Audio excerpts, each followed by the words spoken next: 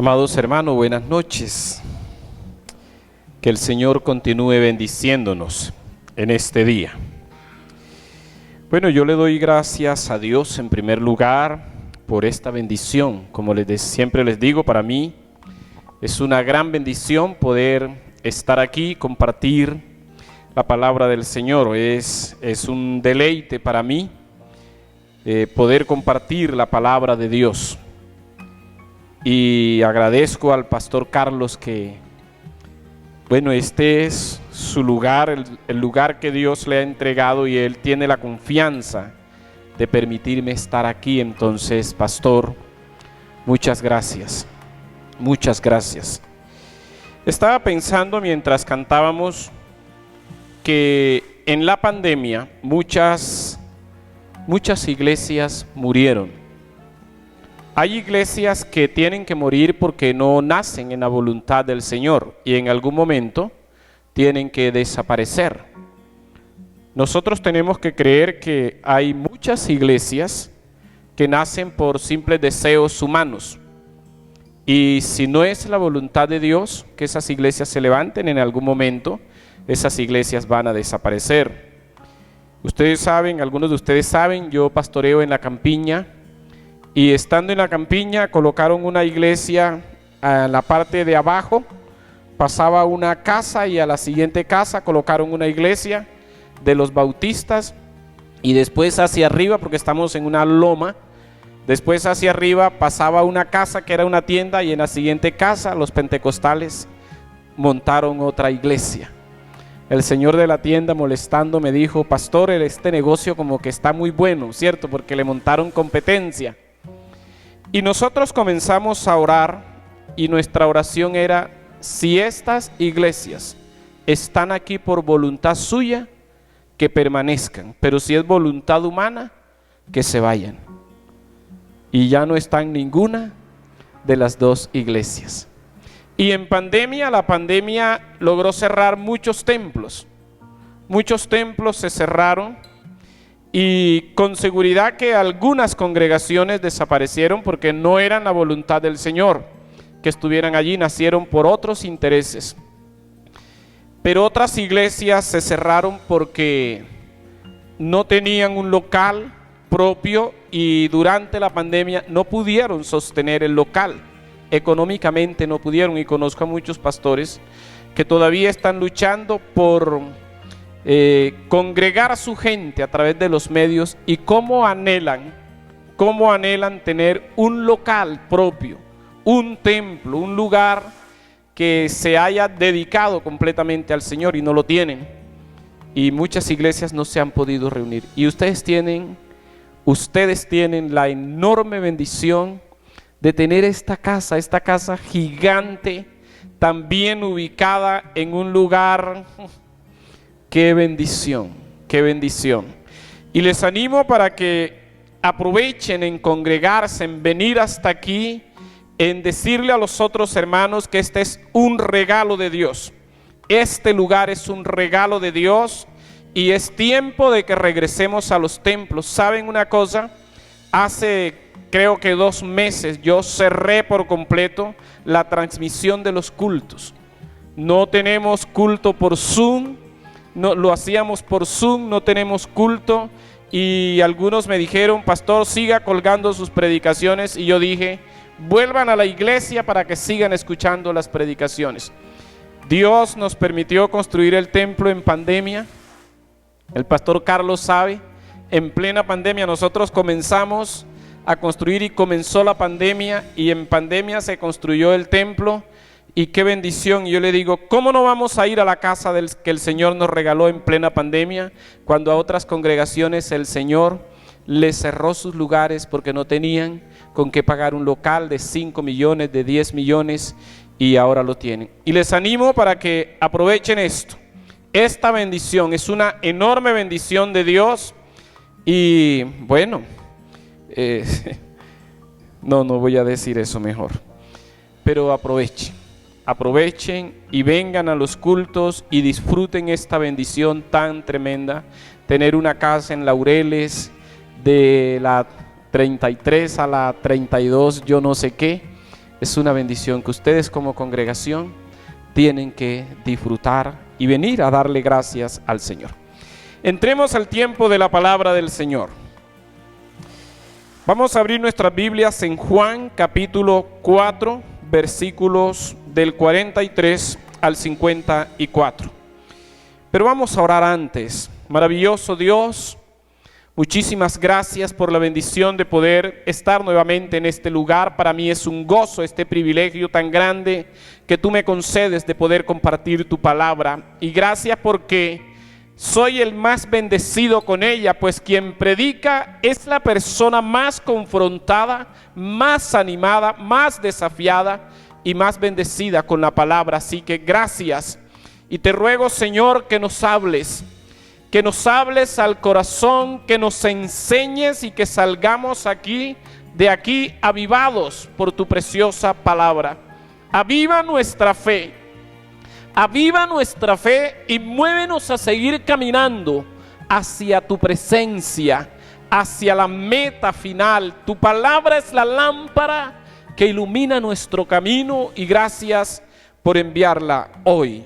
Muchas gracias, Señor, en el nombre de Jesús.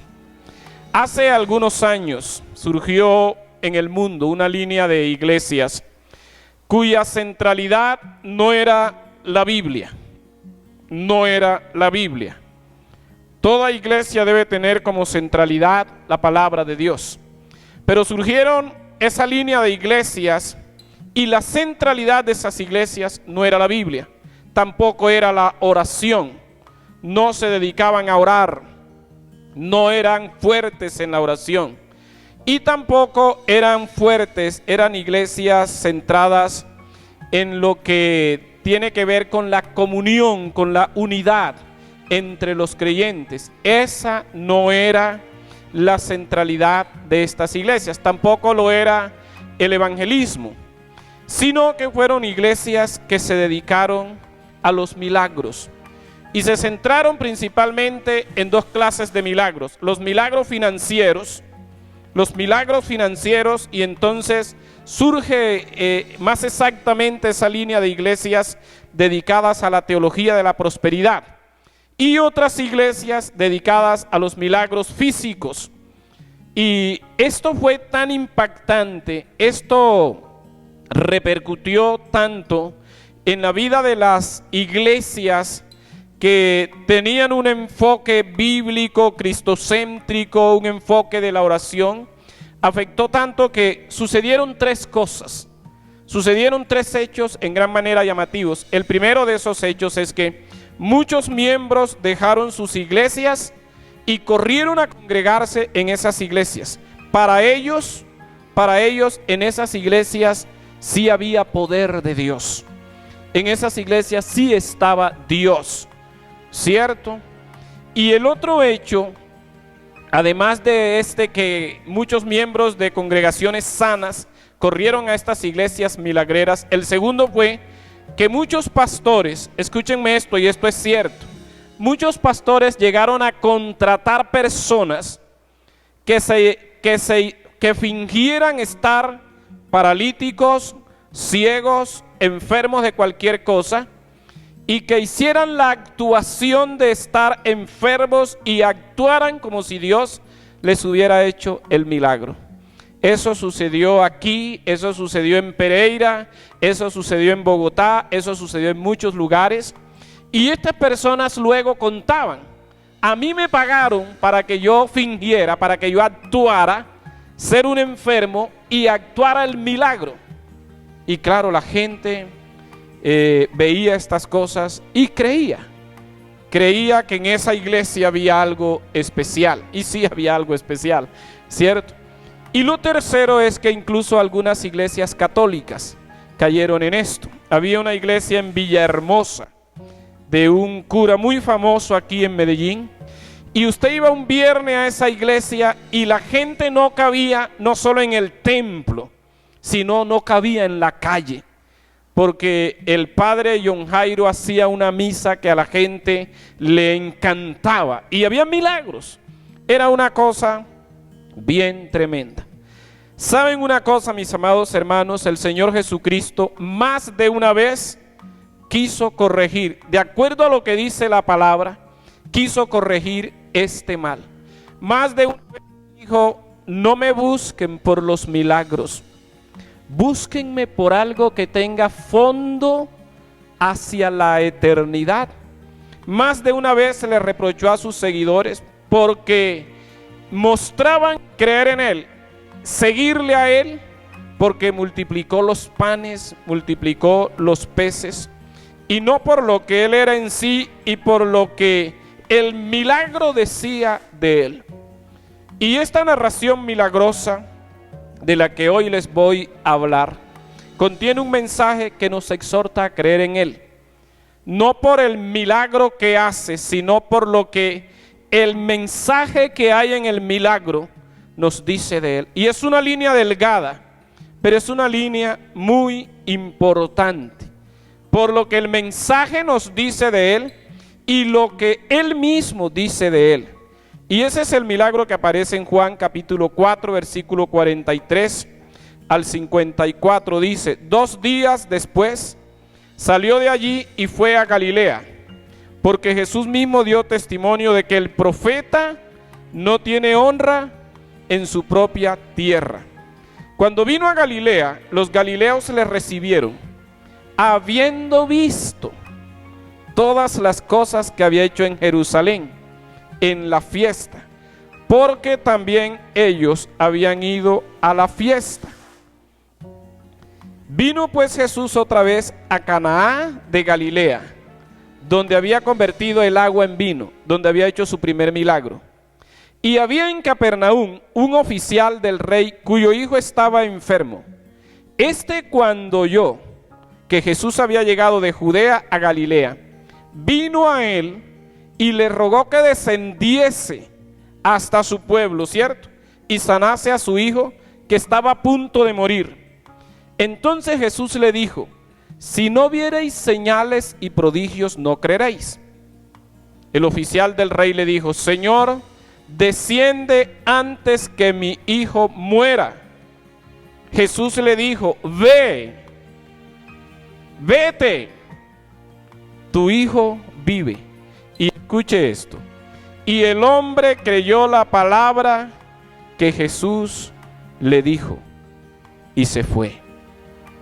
Cuando ya él descendía, sus siervos salieron a recibirle y le dieron nuevas diciendo: tu hijo vive. Entonces él les preguntó a qué hora había comenzado a estar mejor, y le dijeron: ayer a las 7 le dejó la fiebre.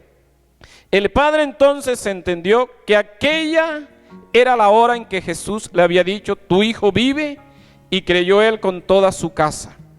Esta segunda señal, o este segundo milagro, hizo Jesús cuando fue de Judea a Galilea. Llévese esto aquí en su corazón: más preciosa que los milagros. Hay algo importante que usted y yo debemos adquirir, y eso tiene que ser más preciosa que los milagros. Y en cuanto a creer en Jesús, de lo que el texto habla, porque el texto habla muchísimo, ¿cierto? El texto habla mucho de ello. Existen 3 clases de creyentes o de personas, porque no podemos asegurar que son creyentes. Y el primer grupo de esas personas, y los voy a presentar como si desde el futuro estuviéramos hablando de ellos. Yo me imagino que cuando estemos delante del Señor, la Biblia dice: y cuando el Hijo del Hombre venga, hallará ¿qué? Fe en la tierra. Y cuando el Hijo del Hombre venga, hallará fe en la tierra. Eso dijo Jesús al final de la parábola de la viuda y el juez injusto. En Lucas capítulo 18, Él dice estas palabras: y cuando yo vuelva, hallaré fe en la tierra. Y es como si estuviéramos viendo que la fe de muchos se va diluyendo, como si se fuera esfumando. Y hemos llegado a un cristianismo que tiene poca fe, porque vivimos en un tiempo donde la gente tiene demasiadas cosas, demasiada confianza en lo material, demasiada confianza en el dinero y por lo tanto poca confianza y poca fe en Dios. Y en la medida que avancemos hacia el final, la fe aumentará en los verdaderos creyentes, pero menguará y desaparecerá en el corazón de muchos asistentes a la iglesia. Entonces imagínate que el Señor vino, que ya vino, y piensa en esas palabras que Él dijo: y cuando yo vuelva hallaré fe en la tierra. Entonces el Señor va a encontrar a 3 grupos de personas. El primero de esos grupos son los que necesitaron ver para creer. Los que necesitaron ver para creer. ¿Cierto? Y el verso 45 dice eso: cuando vino a Galilea, los galileos le recibieron, habiendo visto todas las cosas que había hecho en Jerusalén. Pero estos mismos galileos después van a hacer cosas terribles en contra de Jesús, habiendo visto lo que había hecho en Jerusalén en la fiesta, porque también ellos habían ido a la fiesta. Verso 48, entonces Jesús le dijo: si no viereis señales y prodigios, no creeréis. Los galileos eran ese tipo de personas que seguían a Jesús, que iban a la sinagoga. Me imagino que cada año iban al templo, cada vez que iban a Jerusalén, iban al templo y escuchaban a los rabinos en la sinagoga y escuchaban en el templo la palabra del Señor, pero necesitaban ver un hecho espectacular, sobrenatural, para poder creer en Dios, para decir que creían en Dios, porque el problema es si esto sí es fe o es simplemente un seguir porque hay algo que me llamó la atención.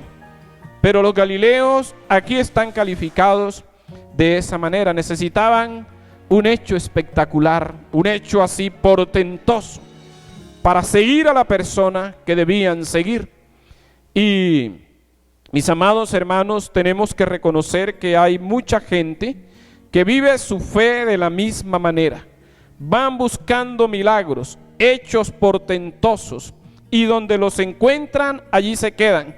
Y el día que los milagros paran de suceder, entonces ellos paran de creer y llegan a pensar que en esa congregación no está Dios. Porque recuerde que estos son los que necesitaron ver para creer, o los que necesitan ver para poder creer.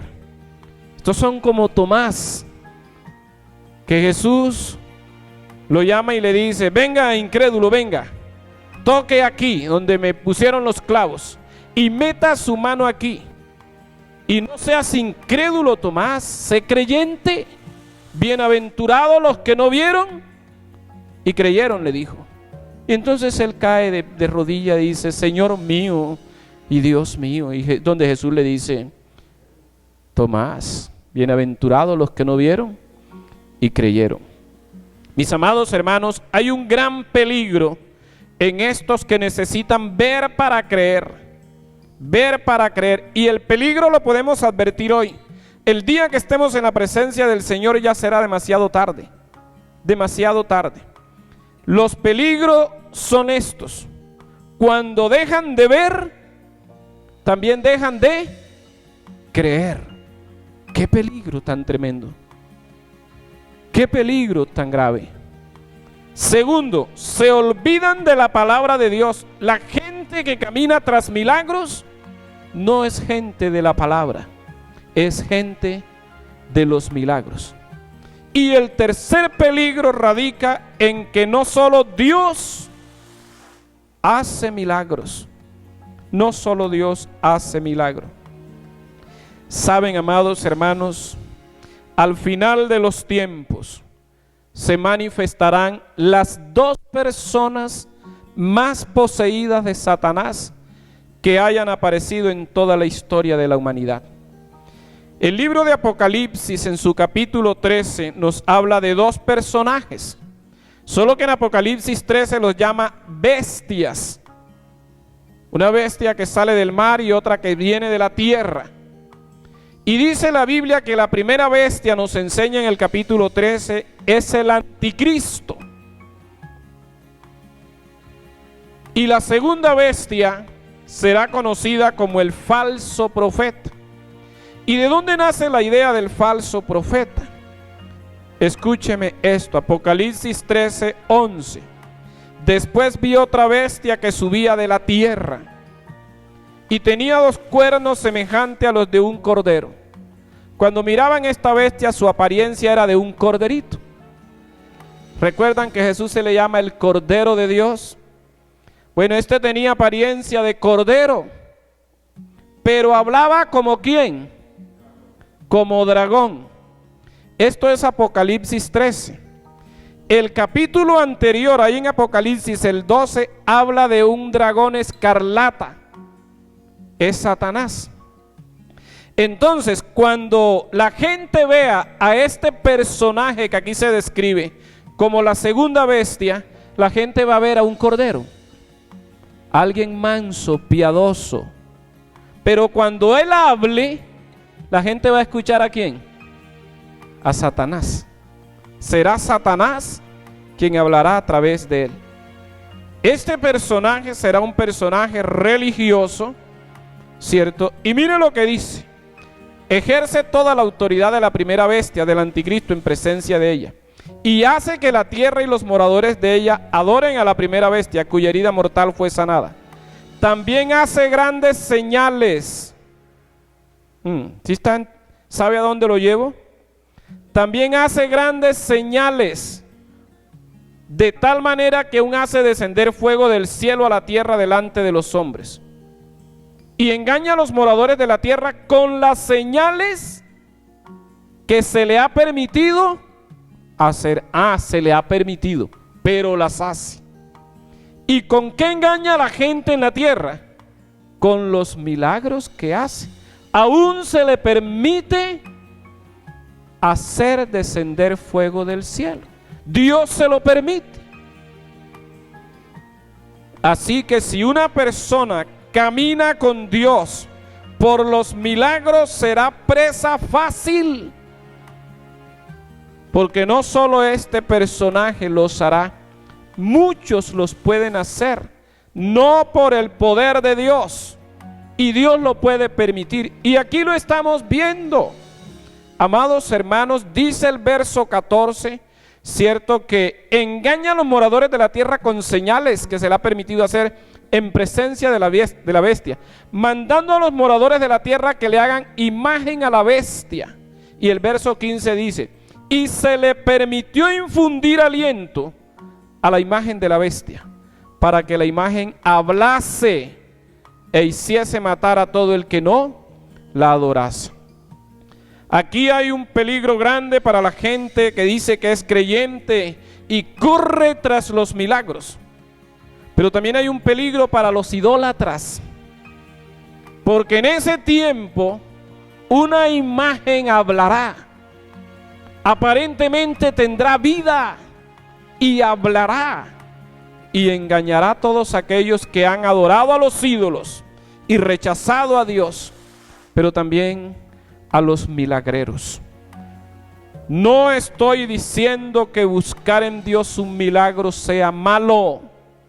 Estoy diciendo que caminar con Dios porque Él me hace milagros únicamente por eso es un gravísimo error, porque el día que no me los haga, entonces no lo voy a seguir. Y así es como muchos alimentan su fe. Jesús reprochó esta clase de fe. El verso 48 que ya leímos: entonces Jesús les dijo: si no viereis señales y prodigios, no creeréis. Si Jesús reprochó esta fe, es porque no es fe.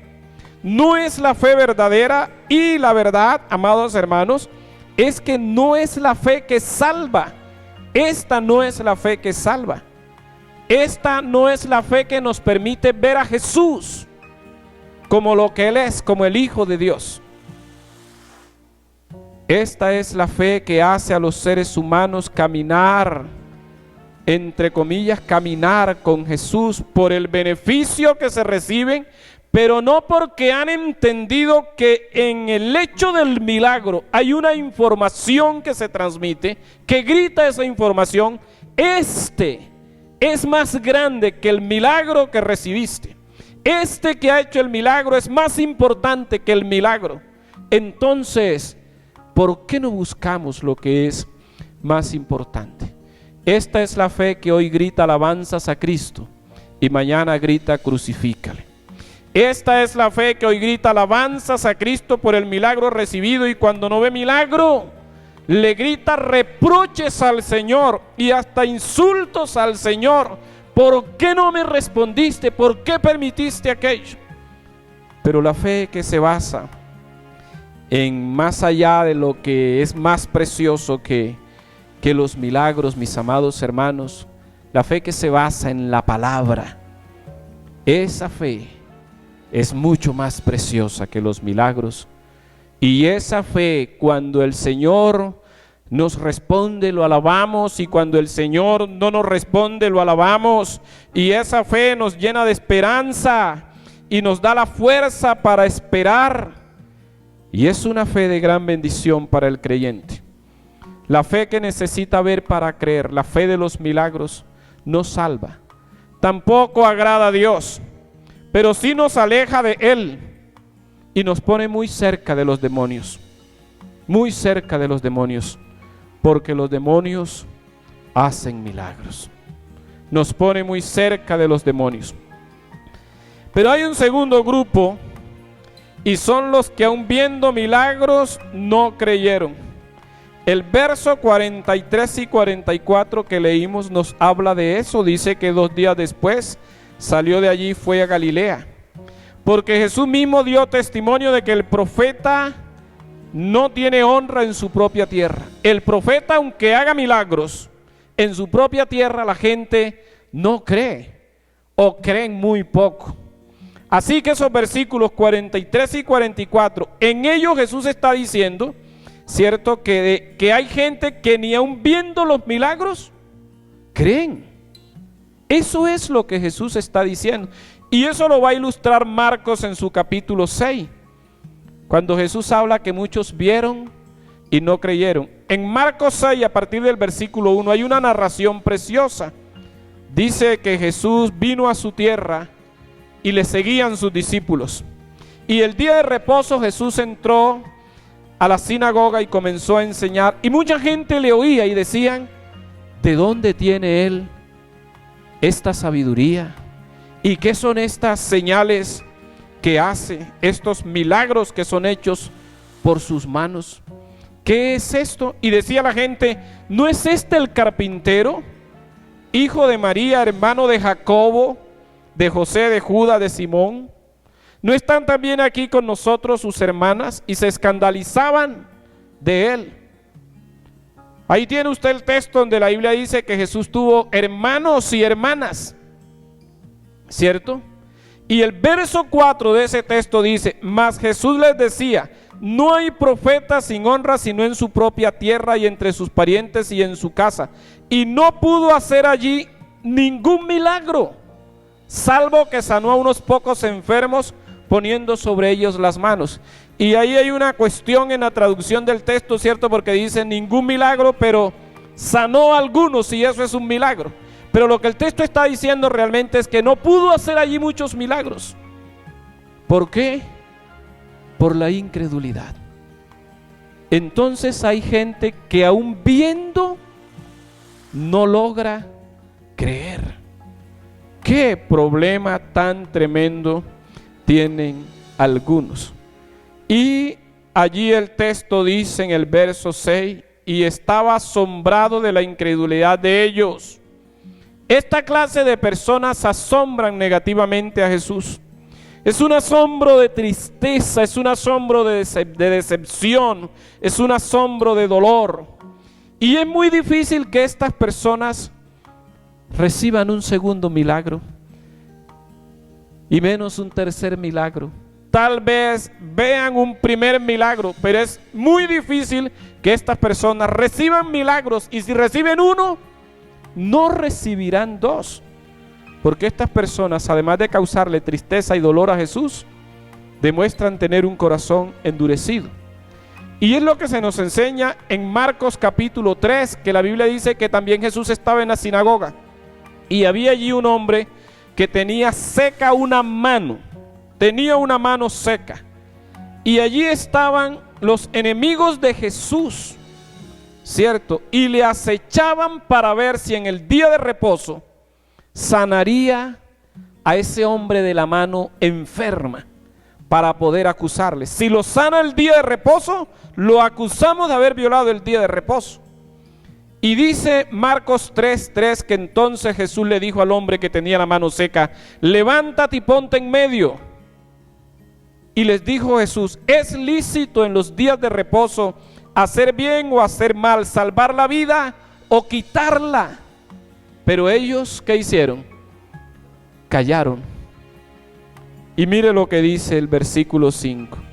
Entonces, mirándolos alrededor con enojo, entristecido por la dureza de sus corazones, dijo al hombre: extiende tu mano.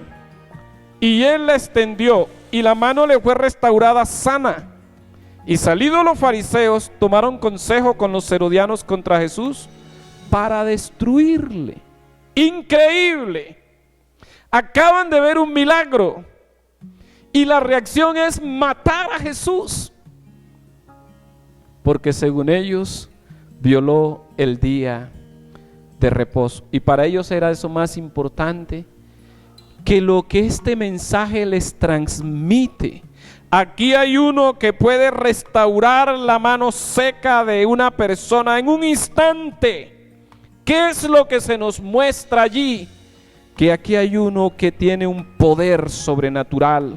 Ese debe ser Dios, ese es Dios. Pero ellos vieron en él un enemigo, porque el milagro no convence de pecado, porque la fe que produce el milagro no es la fe que salva.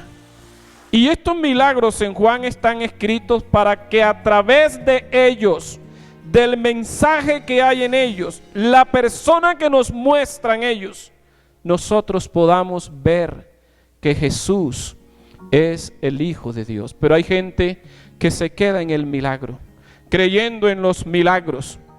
Así que podemos decir que los que viendo a Dios obrar se niegan a creer en Él, por obra de Dios dejarán de ver milagros y dejarán de oír, para que no se salven, porque aún viendo no creyeron. ¿Saben?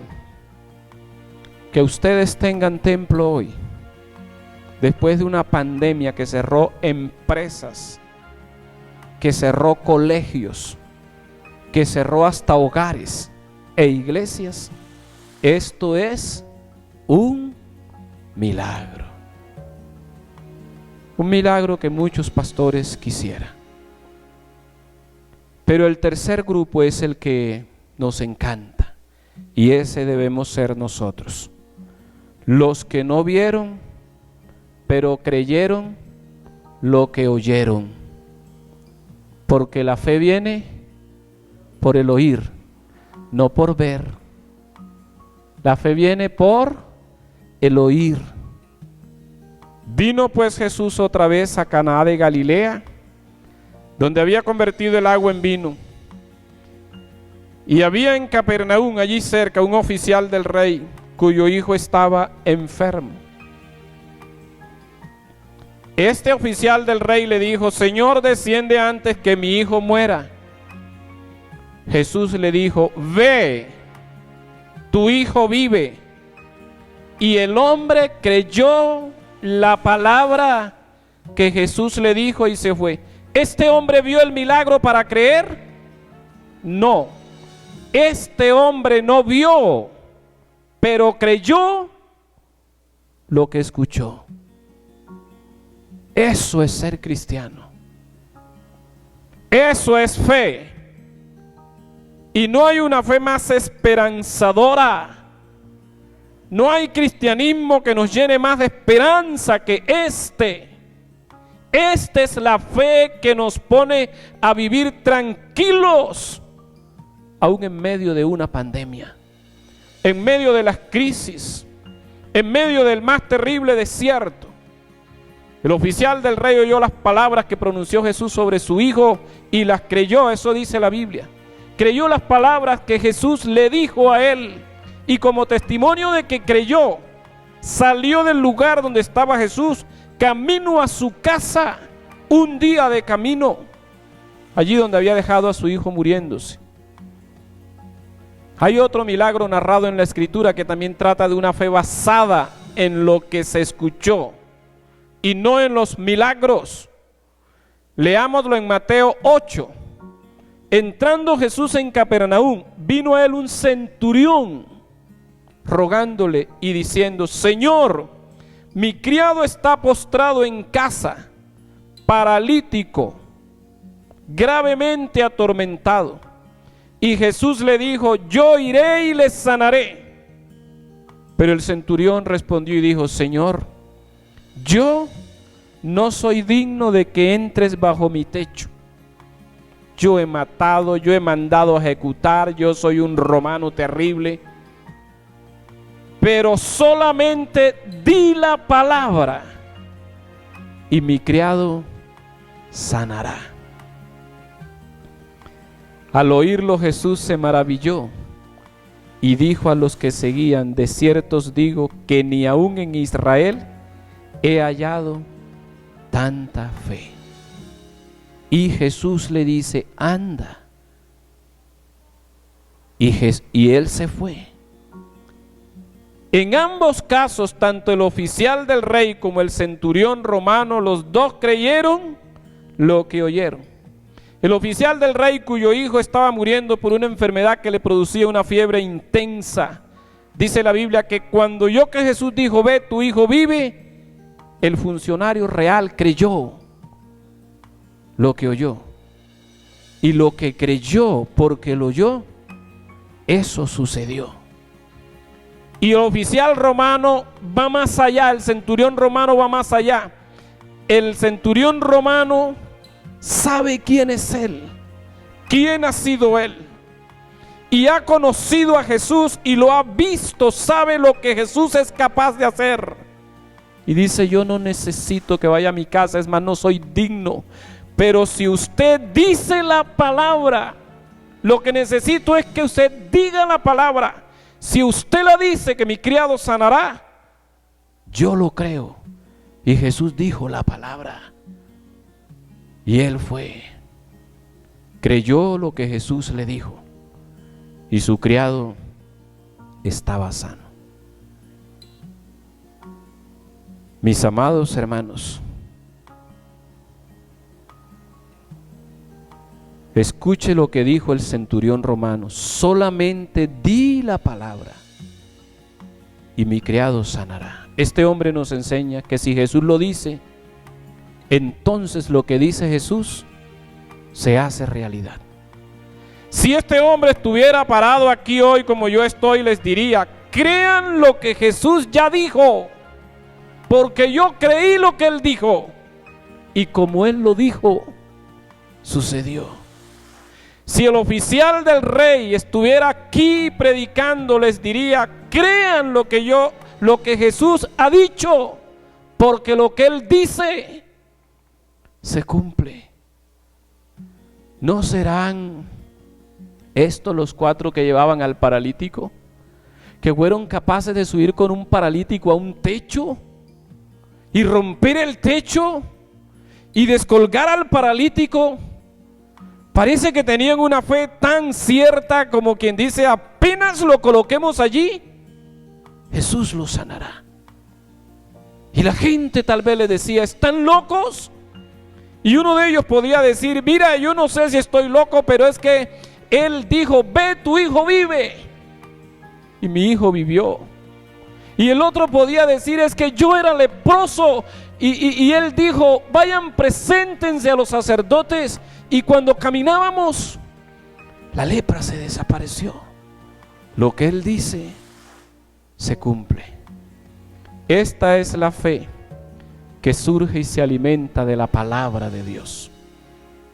Esta fe le grita desde el corazón a la razón: si Dios lo dijo, se cumplirá.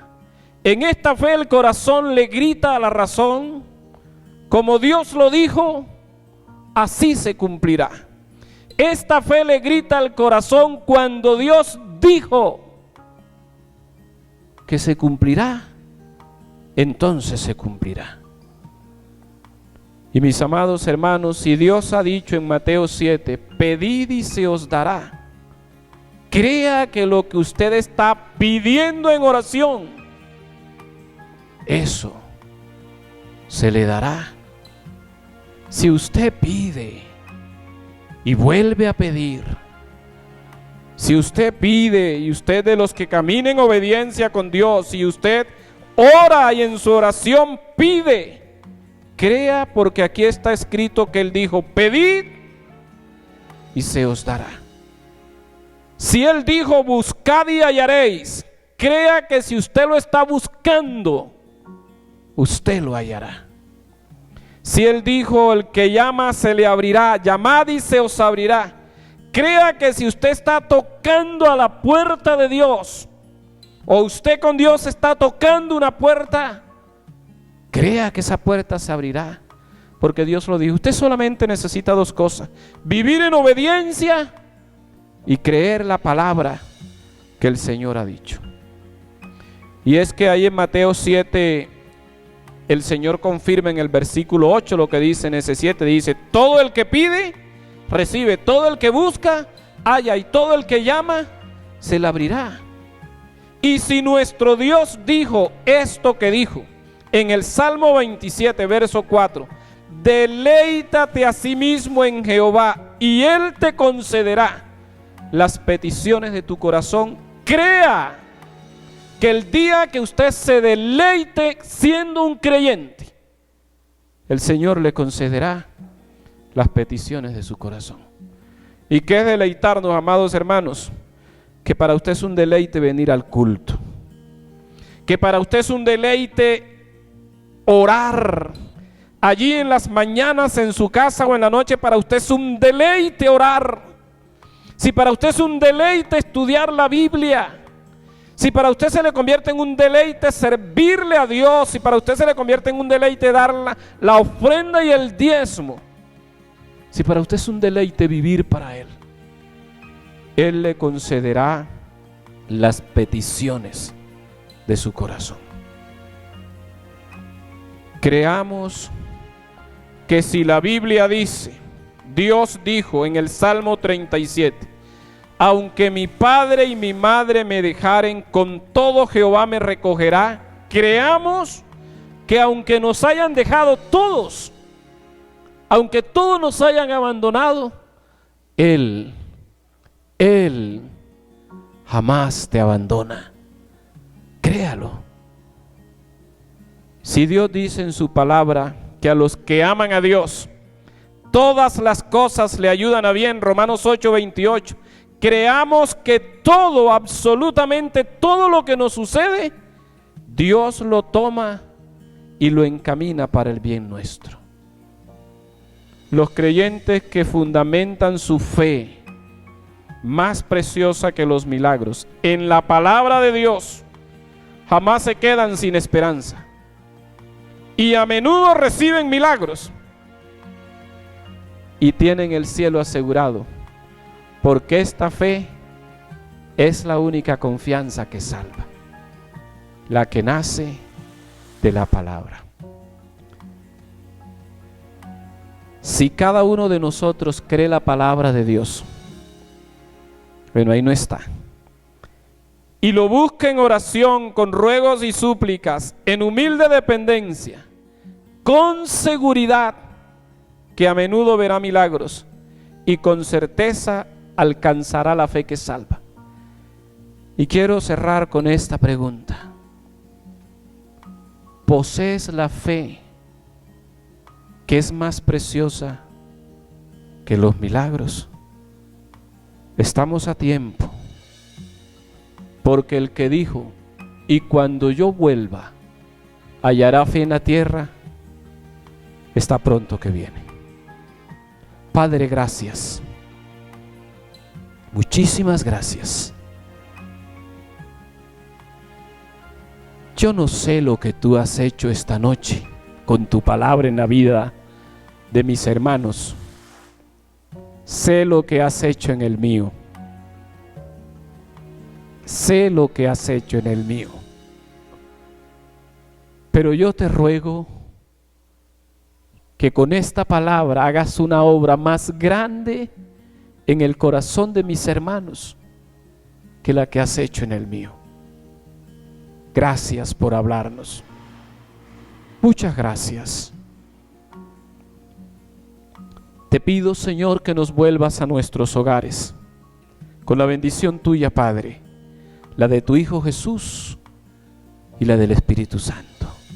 Y gracias por tu bendición en Cristo Jesús. Amén.